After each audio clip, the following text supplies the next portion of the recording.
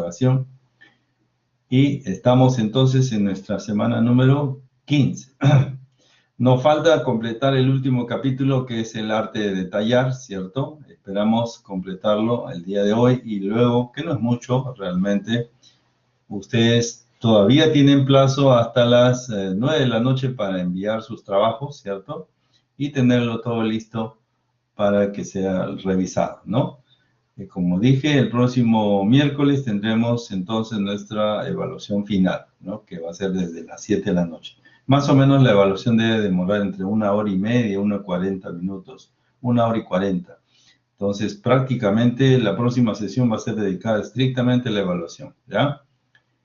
Muy bien. Entonces, vamos a compartir pantalla para revisar el último capítulo que corresponde a lo que es para nosotros el arte de detallar. Aquí, a ver, vamos a revisarlo en la última unidad, en la unidad número 5. Bueno, se supone de que nosotros vamos a mostrar de alguna manera detalles de elementos como son losas, vigas, columnas, de tal manera entonces que va a haber también una evaluación final. Esa evaluación final corresponderá ya a la siguiente sesión, ¿ya? Nosotros ya habíamos colocado material aquí para que les sirva de referencia, ¿no es cierto? Tanto en gráficos como en PDF, y luego colocamos también material en DWG, ¿no? Archivos que los podrían utilizar y claro, espero que hayan utilizado. Vamos a revisar entonces algunas cosas que son importantes, sobre todo en la estandarización en el dibujo, ¿no? Que es lo que significa el arte de detallar. El arte de detallar no es solamente el hecho de encontrar una memoria de cálculo para sustentar, sino traducir, ¿no es cierto?, todos esos cálculos en gráficos, ¿no? Y los gráficos, como comprenderán, necesitan un orden, y ese orden le permite al maestro constructor y al ingeniero constructor entonces seguir una secuencia para que se cumplan no solamente los cálculos, sino los procedimientos regulares, normativos, ¿cierto? Así que los planos también deberían tener un orden regular, un orden normativo. ¿Cuál es el orden que debe seguir un plano? Bueno, el plano debe seguir un procedimiento constructivo, ¿no? Entonces podemos ver aquí en esta lámina, que vendría a ser la E01, ¿cierto? Aquí está en la parte inferior, la E01, en la cual, pues, naturalmente, lo que tenemos aquí a simple vista es la cimentación. Si bien es cierto, este tema no lo hemos visto, ¿cierto? Todavía no lo hemos desarrollado. Eso le corresponde todavía al curso de edificios, ¿no? En el 10º ciclo. Hay elementos que sí hemos visto, ¿no? Así que vamos a ordenar primero las láminas y luego vamos a hacer la referencia sobre las características de los planos que implican la generalidad y luego el detalle. Vamos primero por el nivel macro, es decir, cómo se ordenan las láminas, ¿no? Aquí tenemos un juego de láminas que ha estado a disposición de ustedes ya hace varias semanas, por lo menos creo 2 semanas, en el cual nos presentan, fíjense, para verlo desde el punto de vista macro, es decir, no al detalle, sino a nivel de posicionamiento. Fíjese, la planta de cimentación está ubicada con ejes, ¿no es cierto? Si bien es cierto, le faltan cotas, medidas interiores, pero la planta en todos sus ejes, ¿no es cierto?, tienen centrado un espacio. Y debajo de esa línea, bueno, tenemos el título, aquí está, cimentación, escala 1:50, y luego tenemos detalles, ¿no? En la parte inferior tiene usted el membrete, que es una cosa bastante reducida, simple, por cierto, y esta lámina debe tener un formato A1 o A0, ¿no? Que nosotros ya hemos explicado en clase que esos formatos deberían ser estándares, ¿sí? Estándar me refiero para que puedan ingresar todas estas, digamos, elementos gruesos, como diríamos, escala 1:50, este elemento, y detalles que aparecen aquí con escala 1:25. Fíjense, vamos a revisar todas las láminas para que vean cómo se acentúa esta ubicación general, ¿no? Aquí tengo la lámina 1, entonces, la lámina número 2, fíjense, nuevamente se reitera en la parte superior, ¿no es cierto?, la planta general con todos sus ejes, el título, ojo, nuevamente el título, con el valor de la sobrecarga y la escala, ¿no? Algo que yo les he puesto en las observaciones que ustedes han presentado. Esta lámina también, como repito, se une en 50 y ocupa el lugar prácticamente similar al de la lámina anterior. Siendo esta la lámina número 2, que implica ya el aligerado, ustedes se dan cuenta que la posición de este elemento con respecto al segundo, que vendría a ser este de aquí, no es casualidad. La idea es que tengamos una correlación volumétrica de lo que existe desde el primer piso. Si bien es cierto en el primer piso, por ejemplo, esta zona de la izquierda superior, ¿no es cierto? Tenemos características de los cimientos corridos, en las columnetas que vamos a colocar de acuerdo a estos ejes. En el siguiente nivel se observa que aquí tenemos en la misma zona aligerado, ¿no? Con un ducto aquí en la parte superior izquierda, ¿ya? De tal modo entonces que la relación que existe es, digamos, de superposición, ¿ya? Es decir, aquí hemos colocado entonces el aligerado como aparece también en la zona nuclear. Y esta es la zona de la entrada, ¿no? Esta es la fachada, es un elemento bastante extendido, pero tenemos esa característica. Y fíjense que en la tercera lámina también se plantea sobre lo mismo, es decir, aquí hay otro nivel, nuevamente el título, techo del segundo nivel, sobrecarga y la escala, ¿no es cierto? Sobre los mismos ejes. Entonces, pueden observarse claramente que la distribución en términos de uso y frecuencia no es casualidad. En realidad, el uso tiene este espacio global, ¿cierto? Aquí se mantiene, aquí de la misma manera. Y por debajo de esa línea, usted tiene aquí todos los detalles que podrían ser necesarios desde la cimentación, la losa aligerada o la losa maciza o lo que tenga en mente, y en el siguiente nivel del mismo modo la losa aligerada y o un techo, lo que llamamos sol y sombra en madera. Ya vamos a ver algunos detalles, ¿ya? En el caso del membrete, fíjese, se mantiene en la parte inferior izquierda, ¿está bien? En todas las láminas.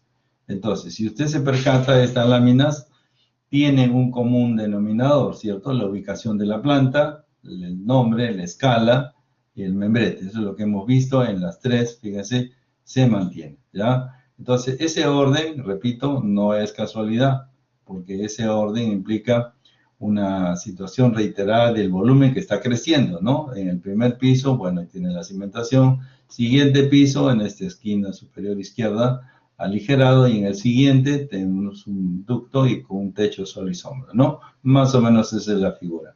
Entonces, ese es un poquito el orden a nivel macro, ¿ya? A nivel ya de detalle, vamos a acercarnos un poquito más, ¿cierto?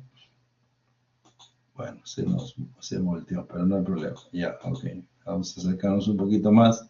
Y si bien es cierto, hay detalles que nos faltan, por ejemplo, las cotas, ¿no? Las distancias a ejes hacen falta. Es decir, voy a posicionar esta columna C6, pero me falta la distancia al eje B o al eje C, ¿no es cierto? Así. Entonces, tenemos que posicionar esas distancias, así como se colocan aquí, naturalmente, las características, ¿no es cierto?, de los elementos, por ejemplo, las zapatas, la viga de cimentación, en fin, todos los elementos se van colocando con su nombre y también con sus características, ¿no? Estas cositas las van a aprender el próximo ciclo en el curso de edificios, ¿ya? Así que aquí lo que estamos mostrando es cómo es que se transfiere, ¿no es cierto?, es decir, se transporta del cálculo que ustedes ya han aprendido a realizar varios diseños, ¿no? Nos falta, por cierto, pero lo complementaremos en el curso de edificios. Al mismo tiempo, esa información se traduce en gráficos, en esquemas, ¿no? Todos esos esquemas, pues, corresponden a la parte, digamos, constructiva. Recuerde que usted lo que hace es un proyecto, calcula un proyecto para que sea construido. Eso es el orden. De tal manera que entonces al mismo tiempo que tiene una planta genérica y con todos sus detalles necesarios, también hay detalles importantes que debe plantear. Si usted ve aquí, estos son placas, la placa 1, 2, 3, 4, 5 placas, ¿no es cierto? Y las escalas, si ustedes ven aquí, dicen 1 en 25, ¿no? Escala 1 en 25, 1 en 25, el corte del cimiento corrido, ¿no es cierto? Que es un cimiento sobre cimiento armado, por la diferencia de altura, me imagino, pues tiene también una escala 1 en 25. Aquí tenemos la conformación de la viga de cimentación y así, ¿no? Aquí tenemos el corte para un tanque cisterna, ¿de acuerdo? Esto es ambas direcciones en XX e Y y también a escala 1 en 50. Sin embargo, hay detalles que no necesitan escala porque son más que elementos a una distancia específica, son elementos que nos demuestran gráficamente qué es lo que queremos hacer, ¿no? En este caso, por ejemplo, tienen el endentado, ¿no es cierto?, del muro de albañilería, ¿no? El dentado del muro de albañilería. Aquí tenemos la distribución del estribo, ¿no? Entonces, es importante destacarlo en el sentido de que vamos colocando no todo en un solo gráfico, porque si no sería una mancha, ¿no? Imagínense que en un solo gráfico coloquemos absolutamente todo, sería un poco difícil después de entender, ¿no? Entonces, lo mejor es hacerlo por partes, ¿ya? Por partes. Bien, entonces aquí nos acercamos, fíjese, al membrete, que también es una cosa bastante sencilla, ¿cierto? El nombre o el título, el propietario, ¿no es cierto? Las características del proyecto, el responsable, ¿no es cierto? El profesional, ¿no es cierto? Y el detalle. ¿A qué se refiere la lámina? Consignando también la dirección, el dibujo, la escala, la fecha. Son datos importantes para que este producto ya salga a un proceso de construcción. Bien, entonces los detalles que vamos a ir colocando los vamos a ir aprendiendo progresivamente. Hay detalles que todavía ustedes no lo manejan, por ejemplo, los desplazamientos o el control de deriva, que lo van a ver todavía sin resistencia. Sin embargo, sí es importante considerar los parámetros, ¿cierto? Y las especificaciones técnicas de cada uno de los elementos. De modo tal que ahí tenemos tanto detalle como sea posible. La intención es que usted los reconozca nada más y ya en el próximo curso de concreto, que es en el curso de edificios, ya va a poder entonces identificar sus características no solamente cualitativas, o sea, cómo está ordenado, sino cuantitativa, es decir, cómo calcular. ¿Está bien? ¿Cómo calcular? Eso en los próximos ciclos, naturalmente, una vez que llegue usted al nivel 10. ¿Ya? Muy bien. En el caso del segundo nivel, vamos a ampliar un poquito más para verlo un poquito más de detalle. Ya esto sí nosotros hemos trabajado este ciclo, ¿no es cierto? El aligerado. Existe, aquí hay un detalle que podemos mostrarlo. Existe aquí, digamos, unas líneas, ¿no es cierto? Como especie de un hash, ¿no? Horizontal, líneas en paralelo. Eso significa o simboliza que tenemos un muro, ¿de acuerdo? Es decir, que debajo de esta viga solera, no se olvide que la viga de coronación, o sea, la que está en la parte de arriba, es la viga solera de 15 por 30. Es una viga de cerramiento en la parte superior. Recuerde que la albañilería requiere de un confinamiento lateral con respecto a las columnas y superior con respecto a la viga solera, o sea, un marco completo, ¿ya? Aquí en este caso entonces el aligerado es vertical, de acuerdo a la indicación, es vertical, ¿no es cierto? Y tiene acero en la parte superior e inferior, de tal manera entonces que es importante que tengamos esa regularidad, es decir, tomar en cuenta cada 40 centímetros los ejes y así eso nos permita hacer el trabajo de metrado inmediatamente, ¿ya? Fíjese que una vez que plantee usted una línea, ¿no es cierto?, segmentada o si quiere, bueno, llena, en este caso cada 40 centímetros, esta, digamos, cantidad digamos, de aligerados no va a cambiar, si lo vamos más a la izquierda, a la derecha, no va a cambiar, ¿sí? Es el máximo número de varillas que vamos a emplear y el metrado lo tomamos directamente. ¿Listo? Así. De tal manera entonces que en cada circunstancia, es decir, aquí vamos a mostrar un poquito más del aligerado, ¿no es cierto? Esto no es una viga, ¿ya? ¿De acuerdo? Es una vigueta de costura, así se le llama. Esto es una vigueta de costura, ¿ya? ¿Por qué? Porque lo que tenemos es una gran longitud, ¿está bien? Y el efecto de flexión tiene que ser controlado. Por lo tanto, aquí se le coloca una vigueta de costura central. No es una viga, ¿ya? Esa es la razón por la cual todo desciende con este conjunto y este acero de aquí, bueno, se mantiene reforzado, ¿no? Tenemos una de media más uno de 3/8. Por lo demás, sí hemos explicado en clase algunas características de cómo hacer el recorte del acero, ¿no? para que no tengamos el inconveniente o en todo caso no estemos con el cálculo de repente muy detallado, ¿no? La idea es que puedan trabajarlo muy rápidamente. Bien, aquí tenemos entonces de la misma manera como hemos visto en el caso anterior, aligerados, ¿cierto? Siempre verticales. Y en la parte de la fachada, bueno, tenemos una vigueta de madera, ¿no? Aquí aparece un pequeño techito de madera, ¿no es cierto? De 2 por 3 pulgadas. Y la viga de soporte, la viga principal de 2 por 6 pulgadas, ¿no? Es más que todo un adorno, ¿no? Esto no se calcula en realidad, se pone de adorno de acuerdo a la arquitectura, ¿ya? Así. Como siempre, ojo, y lo hemos repetido muchas veces en las correcciones, sobre todo en la segunda presentación, el título, en este caso, el techo del primer nivel, ¿cierto? La sobrecarga y la escala, ¿no? Eso es importante.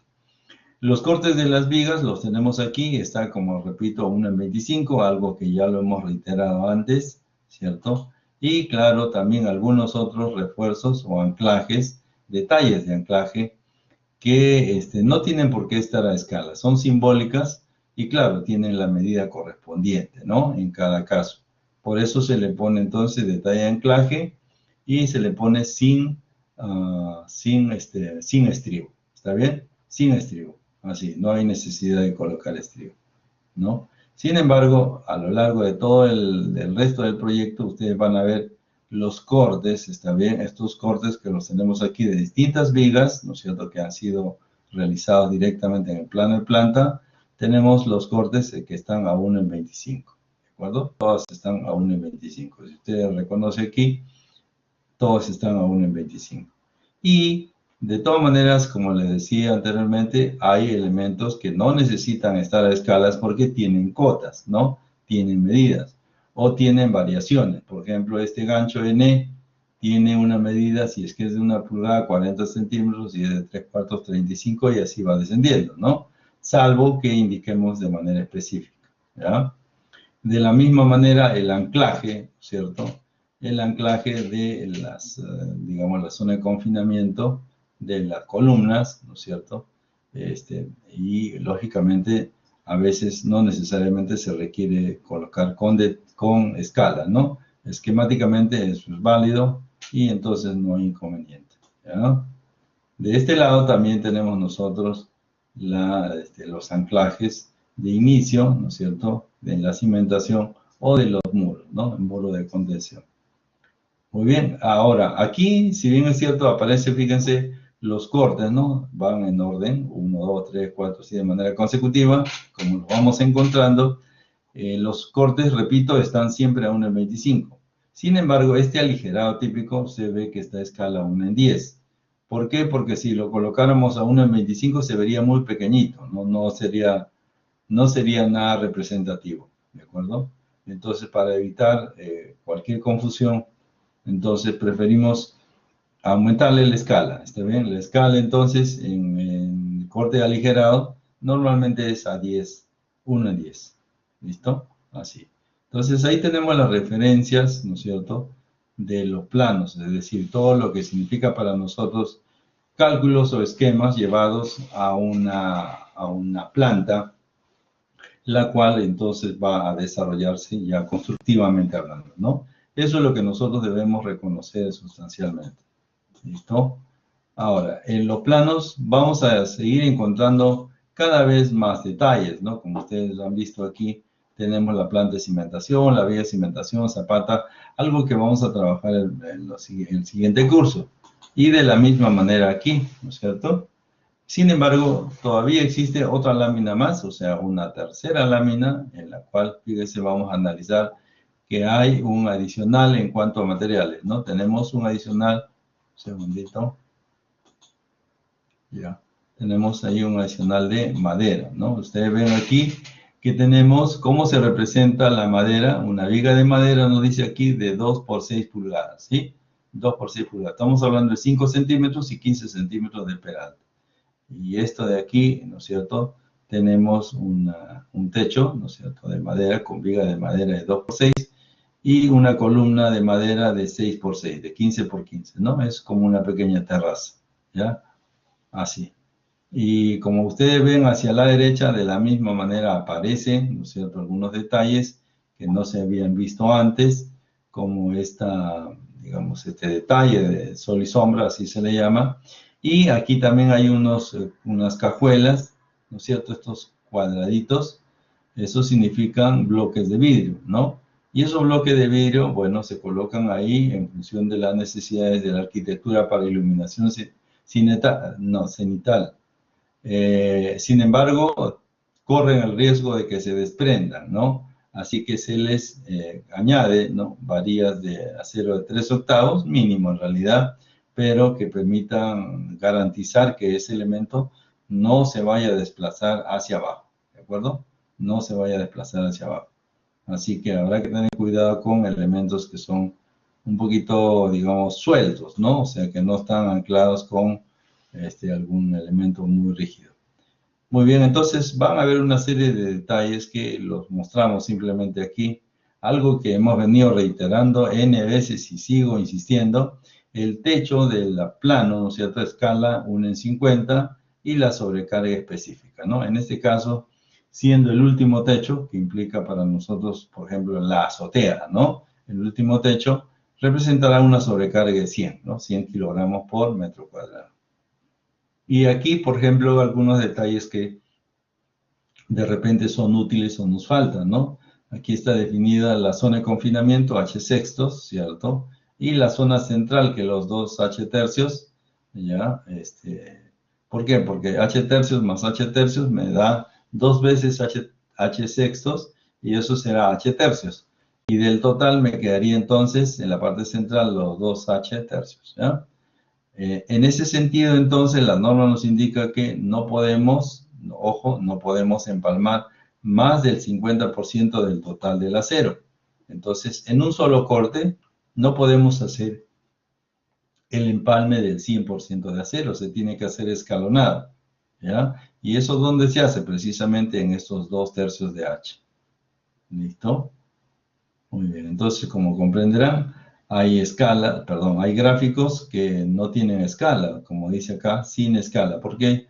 Porque tienen, digamos, incorporado, ¿no es cierto?, algún criterio adicional. Bueno, aquí está, ¿no? Este valor LE está aquí en metros, si es 3/8, 0.40, si es de media, 0.45, y así sucesivamente hasta 1 pulgada, ¿ya? Entonces, son gráficos que van expresando distintas alternativas. En el caso de las vigas también, en el caso de las vigas, fíjese, la zona de empalme, ¿no es cierto?, no solamente depende si es positivo o negativo, depende también del diámetro, ¿está bien? Y claro, depende si el valor de H, ¿no es cierto?, es importante o no, ¿ya? Bien, junta de dilatación con Tecnospor, sí, también se coloca, también es importante.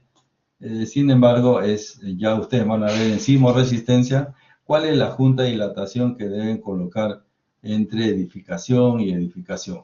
Eso naturalmente depende de la altura y un factor que es 0.006, perdón, que lo indica la norma es 0.30, ¿ya? Pero, como repito, esos contenidos y, digamos, ese desarrollo va a venir de la mano entre sismoresistencia y el curso de edificios, ¿no? Estos detalles están apareciendo aquí, pero naturalmente no los podemos todavía calcular. Bueno, en el caso de la madera, si bien es cierto que hay unos detalles, cada desarrollo de alguna vivienda, por muy simple que sea, va a requerir siempre detalles, ¿de acuerdo?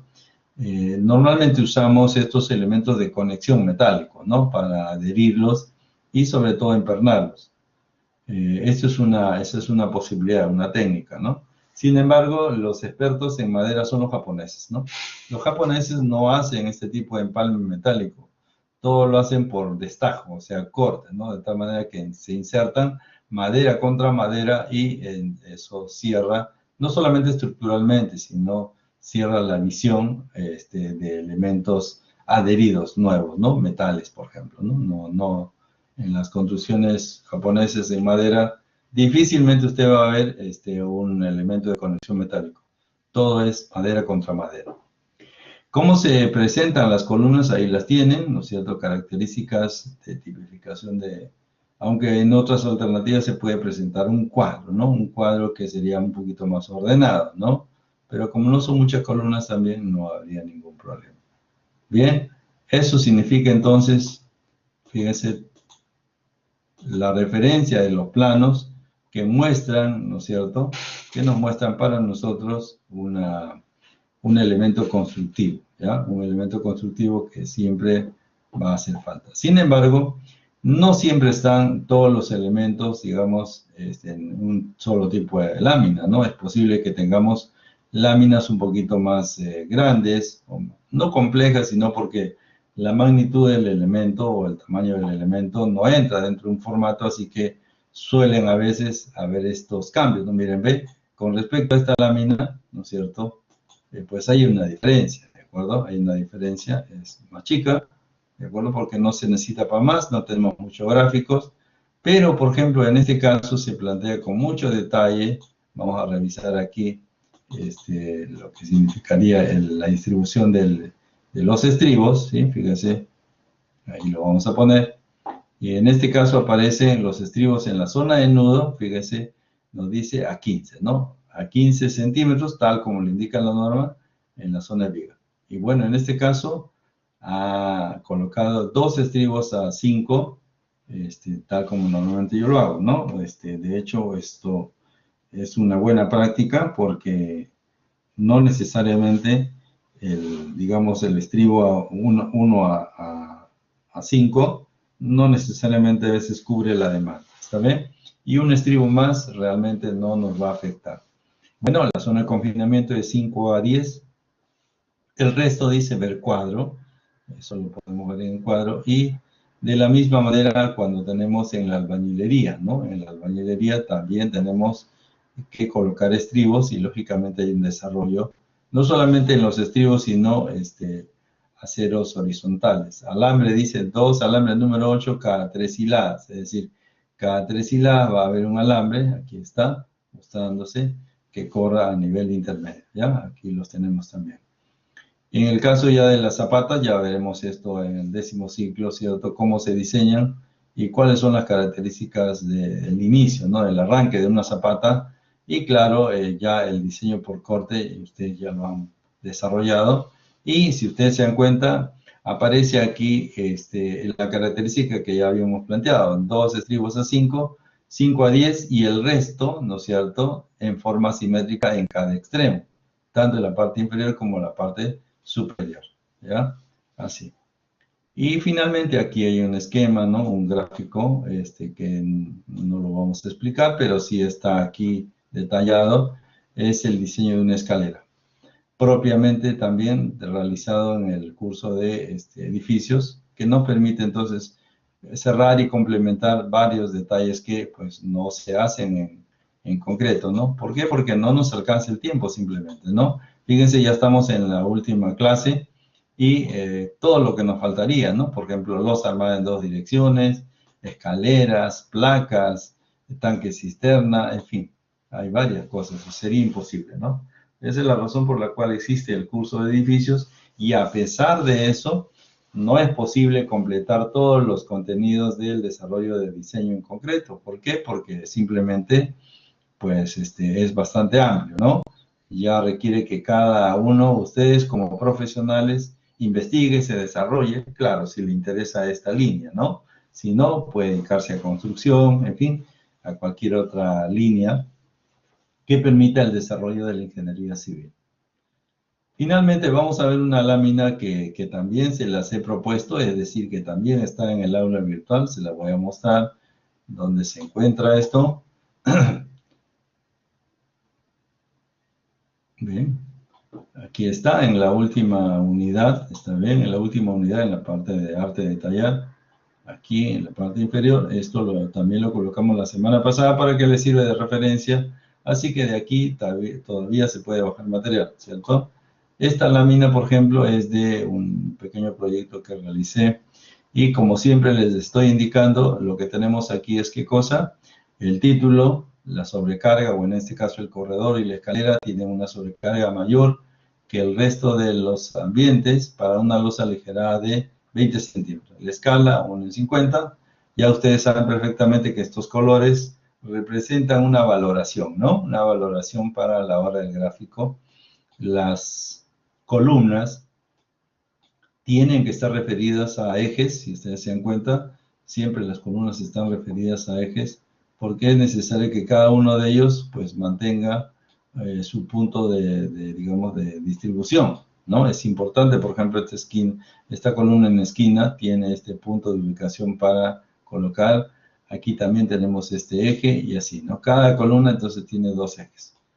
En el caso de algunas vigas que requieran, porque aquí la mayoría de vigas tienen muros, como ustedes observan, o son vigas chatas, ¿no? Sin embargo, hay vigas que requieren desarrollo, ¿no? Como esta viga, por ejemplo, esta viga chata, ¿no? Que requiere desarrollo por este momento negativo que se ha requerido con más refuerzo, ¿no? Sin embargo, lo que les mencionaba yo a algunos de sus compañeros cuando hicimos la retroalimentación anterior, es que toda viga debe tener un título, ¿está bien? Debe tener un título para identificar sus características, ¿no? Luego, también debe implicar las medidas que se están considerando, ¿no? Las distancias y no solamente eso, sino qué columnas son los que participan en las características del apoyo. Y luego, naturalmente, el acero de distribución, que es el acero del diseño por corte, ¿no? Del mismo modo, entonces aquí se muestra para otra viga, ¿cierto? Otra viga de 2 tramos, ya que continúa en una viga de amarre que tiene debajo de la albañilería, lo mismo aquí, pero en este tramo es una viga de 2 tramos de 4 metros 18 y del otro lado tiene casi 3 metros y también, ¿no? Hay que desarrollarla para verificar los refuerzos que hemos de colocar. Como ya habíamos visto, hay detalles que sí requieren una escala. Por ejemplo, en este caso, este cuadro de aquí requiere una escala de 1 en 10, ¿cierto? Y hay elementos que no requieren escala, ¿no? Que simplemente podemos trabajarlo como 1 en 25 o trabajarlo sin escala, porque es esquemático, ¿no? Así, lo mismo aquí. Este elemento puede ser aumentado en digamos, su tamaño, ¿no es cierto?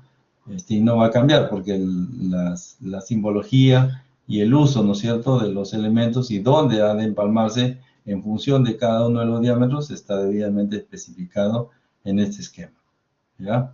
Así, de tal manera entonces que es importante que ustedes reconozcan cómo es que la planta se distribuye, los elementos se van desarrollando en detalles. 1 en 25, partimos de 1 en 50 la planta siempre va a ser 1 en 50. Si la edificación fuera muy grande y se tiene que hacer por partes, primero se considera una expresión total en escala 1 en 50, perdón, 1 en 100. Y si aún así fuera muy grande, se coloca en 1 en 200, ¿ya? De tal manera entonces que luego se desarrollan a escala 1 en 50 por bloques, ¿está bien? Por bloques, ¿no? Por ejemplo, si todo esto fuera muy grande, entonces tendríamos que emplear un bloque, ¿no es cierto?, de escala 1 en 50, y así, ¿no? En distintas láminas, ¿ya? En distintas láminas, es decir, se fracciona. Lo que no podemos evitar es que las plantas se deban colocar, se deban desarrollar necesariamente en escala 1 en 50. Eso es inevitable, ¿ya? Muy bien, no sé si tienen alguna inquietud, alguna consulta respecto a este tema que estamos concluyendo. Señores, ¿alguna inquietud, alguna pregunta?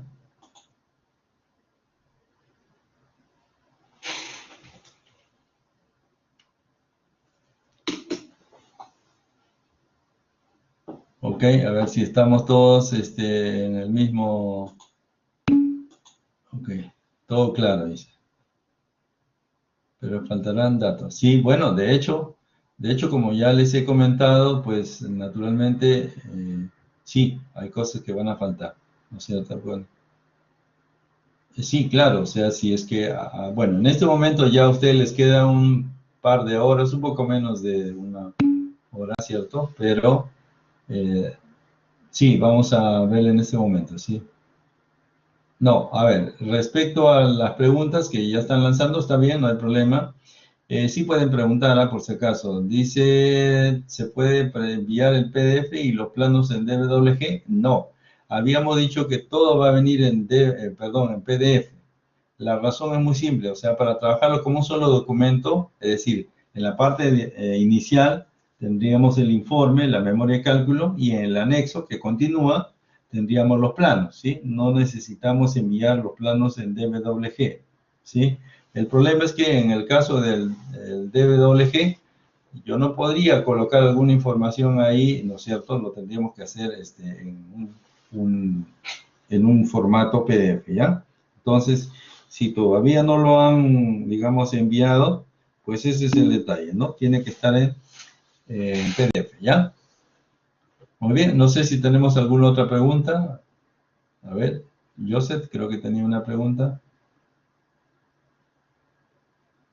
Ahora, entiendan que estos gráficos que nosotros acabamos de mostrar es cuando ya tenemos un proyecto terminado, ¿no? Estamos hablando de un proyecto a nivel de edificios, el curso de edificios, cosa que en este momento todavía estamos a mitad de carrera. La idea es mostrarles estos gráficos y ustedes se lo puedan bajar, ¿no es cierto? Porque siempre van a ser útiles tener planos de referencia, ¿está bien? Ahí, como les he comentado, estos planos que estamos mostrando están aquí, ¿de acuerdo? Esto de aquí, esto corresponden planos del PDF y estos tres planos de aquí corresponden planos en DWG. Yo se los recomiendo que lo bajen, ¿no es cierto? Para que tengan un pequeño archivo de base. Y ya a partir de ahí, entonces cuando les llegue el momento de trabajar en lo que es el curso de edificios, ya ustedes van a ir avanzando sobre algunas herramientas básicas que tienen, ¿no? Esa es un poquito la idea, ¿no? Y claro, lo otro es hacerle notar que el diseño que se hace, ¿no es cierto?, es bastante teórico, por decirlo de alguna manera, es necesario llevarlo a la parte gráfica. ¿Por qué? Porque la memoria de cálculo no va a obra, lo que va a obra son los planos, ¿está bien? La memoria de cálculo nos sirve cuando presentamos un proyecto a la municipalidad y claro, necesitamos justificar los cálculos realizados y naturalmente para que lo pueda revisar cualquier ingeniero, ¿cierto? Que dependa naturalmente del propietario. Si el propietario decide, puede enviar a un representante para que revisen su memoria de cálculo y tener la certeza que todo es correcto, ¿no? Puede ser, o sea, la verdad que ahí sí no tenemos no deberíamos tener mayor duda, ¿no? Entonces, la memoria debe contemplar todos los cálculos realizados que aparecen en los gráficos de los planos, ¿no? Esa es la coherencia. Sin embargo, como hay que ser, digamos, precisos, los planos determinan los procesos constructivos en obra. Y claro, como usted comprenderá también, los planos, el primero que los revisa son los maestros de obra, ¿no? Y van preguntando sobre las inquietudes o dudas que tengan, ¿no? De tal manera entonces que uno lo que tiene que hacer es preocuparse que los planos estén completos, o por lo menos en su mayor parte completos, ¿no? Lo extraño sería que el maestro, ¿no?, se haga la pregunta, ¿no?, con signo de interrogación. ¿Quién habrá hecho estos planos, no? O sea, que faltan datos, o sea, hay que estar llamándolo al ingeniero estructural. O al revés, si cambiamos el signo de interrogación por un signo de admiración, ¿quién habrá hecho estos planos? O sea, en términos de, caramba, ¿no?, que se preocupa del trabajo y que presente unos buenos planos, ¿no? Eso es lo que hagamos esa diferencia, ¿ya? Que tengamos en cuenta la información. Y esta información es un punto de referencia, un punto de base para que puedan ustedes continuar revisando más planos, ¿no? Y puedan utilizarlo como referente. Muy bien, no sé si tenemos otra pregunta.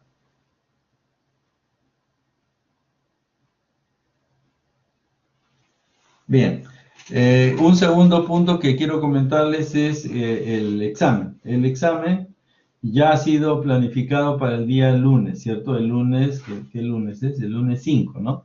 El lunes 5 de 3 a 6 de la tarde ya tenemos, digamos, programado el examen de concreto y como ya habíamos revisado anteriormente, no debemos esperar ninguna sorpresa, en el sentido de que la estructura de la prueba está basada en la práctica número 2, ¿no es cierto? Repito, la estructura de la prueba está basada en la práctica número 2. ¿Qué le falta a la práctica número 2 para poder tener en manos la prueba? Pues simplemente nos faltaría el diseño por corte en vigas y el diseño por corte en columnas, ¿cierto? Entonces eso claramente nos hace suponer, yo diría tener la certeza, de que el examen final tendrá la base de la práctica, ¿no? Yo creo que es así, con las preguntas pertinentes de diseño por corte en viga y diseño por corte en columna. Esas dos preguntas entonces forman parte necesariamente del examen, ¿no? Y claro, nos faltarían dos preguntas más, que es de flexo-compresión, ¿ya? Entonces ahí ustedes tienen en mente ya las características de la prueba. Por otro lado, en términos de tiempos, de hecho se ha establecido ahí 3 horas, ¿no? De 3 de la tarde a 6 p.m. Y dadas las directivas digamos, de organizados en el examen parcial, se ha determinado que el tiempo es el mismo, es decir, tendremos los 10 primeros minutos para realizar las consultas que crean ustedes pertinentes y lógicamente bajarse la prueba, ¿no? Yo les voy a acompañar los 10 primeros minutos. Inmediatamente después tienen 140 minutos para desarrollar la prueba y luego 20 minutos más para el envío correspondiente. Supone esto entonces que si la prueba comienza a las 3 de la tarde, como está planificado, a las 5:50, o sea, 170 minutos después, debe concluir necesariamente. ¿Por qué?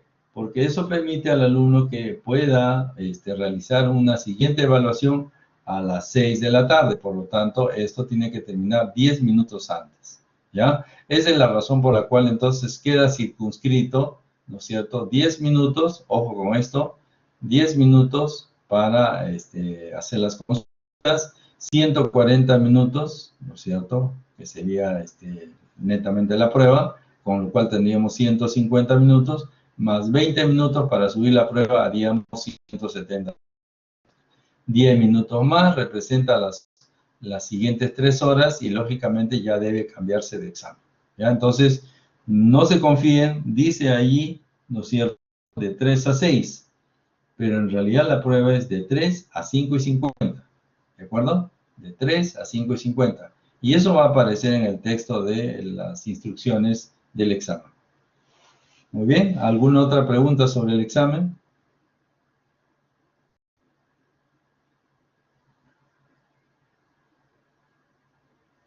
Señores, ¿no hay preguntas sobre el examen?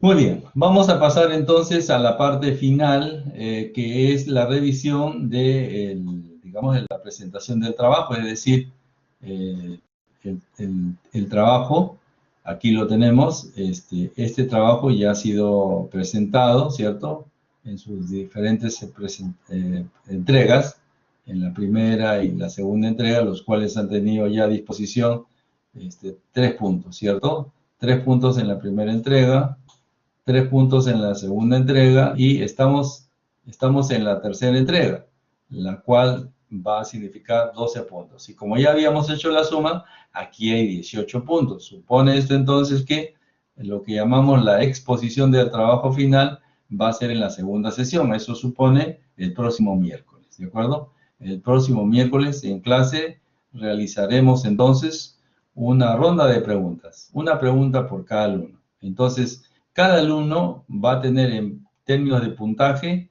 hasta 18 puntos en forma grupal y los 2 últimos puntos lo hará en forma individual, ¿sí? Si pues no responde nada, pues tendrá máximo 18, ¿no? Todo depende lógicamente del puntaje aquí, ¿no? En su mayoría todos tienen 3, si no me equivoco, y habría que ver los 12 puntos si los alcanzan de acuerdo a la rúbrica, ¿no? Entonces, cada alumno va a responder con una nota individual de 2 puntos y claro, eso va a ser asignado para su propio puntaje, ¿ya? Así. ¿Sobre qué va a basar las preguntas? Pues estrictamente sobre lo que indica la rúbrica. La rúbrica nos indica 2 ítems, ¿cierto? 2 dimensiones, perdón, de diseño. Aquí lo tenemos, voy a resaltar esto. La dimensión de diseño y la aplicación de la norma de 060, ¿no? ¿En qué ítems? Bueno, en el diseño en flexión, en diseño en flexo-compresión o el diseño por corte, ¿Está bien? Allí tenemos entonces los 3 ítems para cada dimensión, en el sentido de que usted pueda responder las preguntas referidas a ello. Entonces, no vamos a preguntar nada que no esté dentro del orden que hemos establecido, es decir, de lo que hemos trabajado en clase, de lo que hemos trabajado con la norma, el sustento, sus hipótesis y, claro, los ejemplos, ¿no? No creo que haya ninguna pregunta que tenga operaciones muy grandes, ¿no? O sea, no, o sea, de ser grandes ni aún así, ¿no? Van a ser netamente teóricas y conceptuales, ¿de acuerdo? La condición que estamos pidiendo aquí, y espero que se cumpla, porque si no, vamos a tener que ver cómo lo penalizamos, es que todos, absolutamente todos, tienen que usar su cámara, ¿de acuerdo? Tienen que usar su cámara. Y aquí yo les doy una solución práctica. Como usted no necesita más que se le vea y responda a la pregunta, puede usar la cámara de su celular. Yo creo que ahí sí nadie tiene impedimento, porque podría ser que la cámara de su máquina no funcione o tenga problemas, pero la cámara de su celular no creo que tenga inconvenientes, ¿no? O sea, ninguno de ustedes tiene problemas con la cámara de su celular. Entonces, por lo menos, la cámara de su celular. Así, nadie podrá decir que no tiene cámara. Es imposible, ¿no es cierto?, que un alumno no tenga su cámara de celular y la van a encender para ese día. Ahora, vamos a ordenarnos, es decir, vamos a organizarnos cómo va a ser la distribución, ¿ya? De los grupos. Ustedes son 9 grupos, así que los vamos a distribuir por orden aleatorio. Eso significa que 5 para las 7, el día miércoles, ustedes van a ingresar al aula virtual. Yo voy a estar también a esa hora, un poquito antes, y vamos a preparar los 9 grupos, o sea, para que ustedes pasen directamente a su sala, ¿no? Yo voy a ir pasando entonces de aula en aula, o sea, de cada grupo, de grupo en grupo, y tenemos aproximadamente entre 10 a 12 minutos por grupo como máximo para poder completar todos los grupos. Ustedes son 9 grupos, ¿ya? De tal manera entonces que sí les pido que estén todos en su sitio, es decir, me refiero en el orden que vamos a establecer dentro de un momentito, para que no haya el inconveniente de que, estamos incompletos, mejor a la siguiente ronda. No, no va a haber ninguna segunda ronda. O sea, si no está el alumno, simplemente se le va a colocar de nota 0, ¿no es cierto? 0 me refiero en esta presentación de los 2 puntos, ¿no? Tendrá solamente la base de los puntajes alcanzados anteriormente, pero no va a incrementar su nota, ¿de acuerdo? Así, entonces, tengamos presente eso para que no tengamos dificultad. Tiene que estar los alumnos en su lugar. ¿Listo? Muy bien. Entonces, vamos a hacer una pequeña, una simulación. Me refiero que vamos a utilizar una ruleta, por llamarle así, para trabajar esto. Así que permítanme un segundo colocar los datos de ustedes, o sea, los grupos, y a partir de eso, entonces vamos a trabajar ya el orden establecido. ¿Ya? Un segundito, por favor. Si me permiten, vamos a trabajarlo por aquí.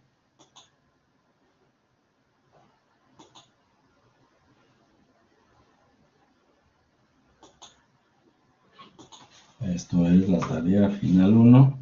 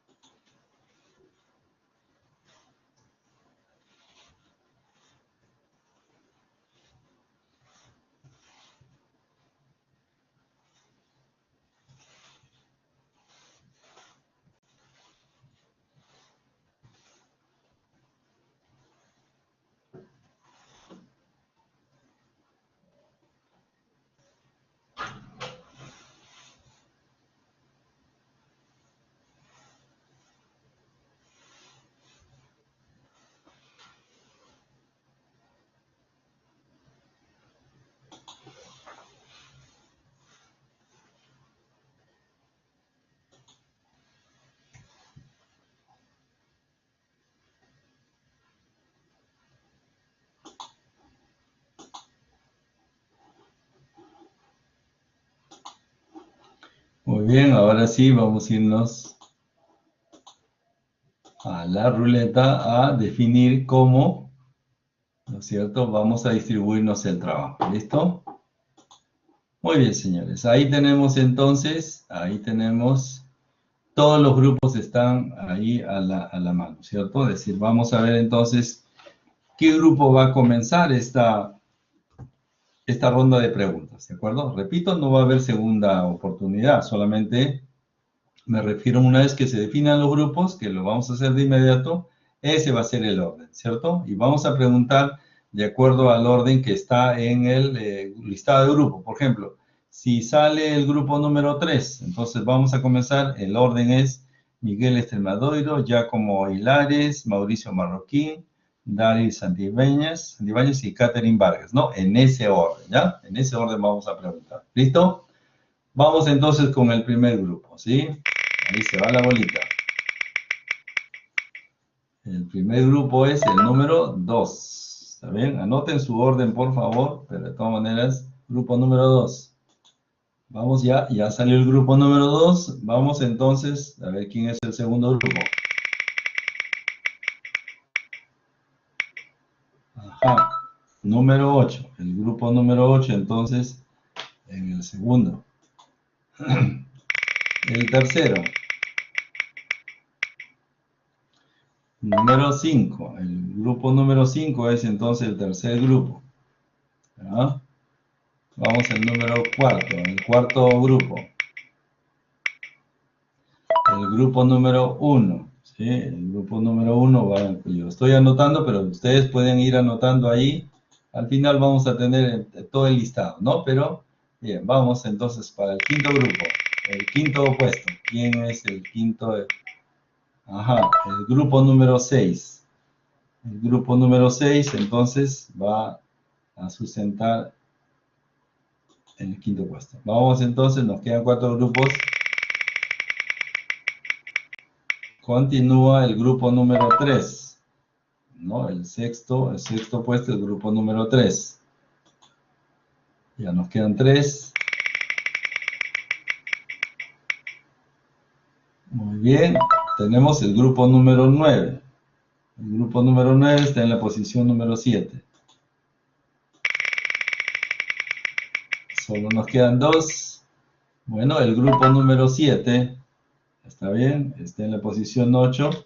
Y claro, lógicamente, el grupo número 4, el grupo número 4 va a cerrar esta expresión. Ahí tiene usted, por favor, tómele una captura de pantalla si gusta. Esta relación la vamos a dar a conocer el día en que comencemos nuestras evaluaciones. Y lo que vamos a hacer naturalmente es ir directamente al grupo número 2, ¿cierto? Pasaremos al grupo número 8 y así sucesivamente, ¿no? Vamos a ir entonces revisando. Yo ya tengo esta lista, entonces espero que ustedes lo dispongan aquí. Tranquilamente pueden tomarle una captura de pantalla y saber que tiene que estar, ¿no es cierto? Es decir, a las 7 en punto, comenzamos con el grupo número 2, con los que estén, ¿de acuerdo? A las 7 y 10 estaremos, a 7 y 10, 7 y 12 estaremos con el grupo número 8 y así cada 10, 12 minutos iremos yéndonos de grupo en grupo. Si por alguna razón un grupo no está, ¿de acuerdo? No está, entonces yo paso al siguiente grupo y ya no voy a regresar, ¿cierto? Ya no vamos a regresar. Se supone entonces que tienen que estar ustedes presentes en el aula y con su cámara encendida o la cámara encendida solo cuando yo me haga presente para el rol de preguntas. ¿Listo? ¿Alguna inquietud, alguna duda, alguna pregunta? Bien. ¿Preguntas, señores? A ver, tenemos una pregunta. Para la respuesta del día miércoles deben ser breves. No, o sea, le vamos a dar la oportunidad que usted explique lo que considera, ¿no es cierto? Es cierto que hay preguntas que son puntuales, ¿no? Es cierto, hay preguntas que son puntuales. O sea, por ejemplo, no sé, pues, si le pregunto cuánto es 2 más 2 y me dice 5, está mal, pues, ¿no? O sea, es 4, ¿no? Entonces, esa es una pregunta puntual, como dice usted, ¿no? Entonces, habrá preguntas específicas para cualquiera de los casos, ¿no? Entonces, ¿se puede usar una pizarra? Claro, no hay ningún problema. Usted va a estar dentro del aula y entonces, lógicamente, puede usar un recurso para explicar, ¿de acuerdo? si es que es necesario, ¿no? Si es que fuera necesario. No lo creo, sinceramente, no lo creo. Es más de acción y reacción. O sea, aquí es muy simple, ¿no? ¿Lo sabe o no lo sabe? ¿De acuerdo? Entonces, les adelanto por si acaso, porque ya la experiencia ya la hemos tenido ya el año pasado y pues, bueno, ya llevamos con la experiencia de esto siendo virtual. La cámara se lo pedimos porque en realidad se supone que usted, primero, usted contesta, ¿no es cierto? Y usted contesta respecto de lo que sabe, ¿no? No es que agarre un libro y comienza a buscar o agarra la, digamos, la computadora y se nota claramente cuando comienzan a pasar páginas, ¿no? Buscando la respuesta, ¿no? Entonces, la cámara tiene ese sentido, que el alumno responda lo que sabe, no lo que va a buscar o lo que le pasa en la voz, ¿no? Porque también se nota, ¿no? Por ejemplo, en los lentes se nota claramente cuando el alumno mueve las hojas en la pantalla o cuando cambia de visión a un costado y agarra un libro. Entonces, eso ya se nota muy claramente. Entonces, lo único que queremos es de que usted responda lo que realmente le ha quedado, ¿no? O sea, de repente en sus propias palabras, dentro de lo más técnico posible, claro que sí, pero también no vamos a pedir que usted en ese instante agarre Google y comience a buscar, ¿no? Eso de ninguna manera, ¿ya? Las preguntas van a ser directas sobre lo que hemos aprendido. Y claro, repito, todo lo que hemos aprendido en clase, si usted ha asistido a clase regularmente, no tiene nada que preocuparse, ¿ya? Todo lo que hemos aprendido en clase va a ser preguntado, ¿ya? En las distintas clases que hemos tenido a lo largo de todo el curso. ¿Listo? Entonces, una buena medida sería que ustedes vean los videos, ¿no? Y entonces, nada más. Con eso me parece a mí suficiente. ¿Listo? Bien, ¿alguna otra inquietud? ¿Alguna otra pregunta?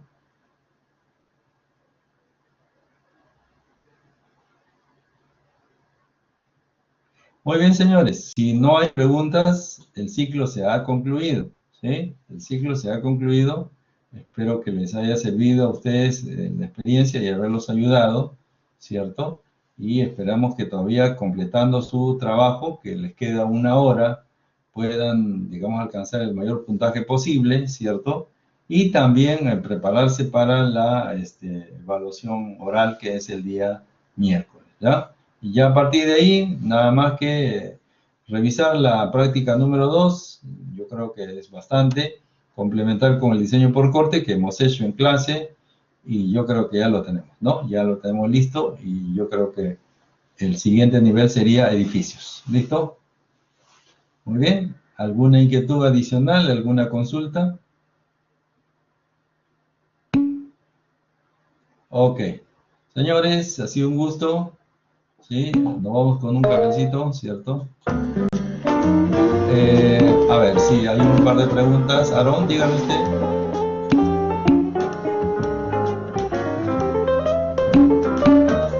Aarón, creo que quería preguntar.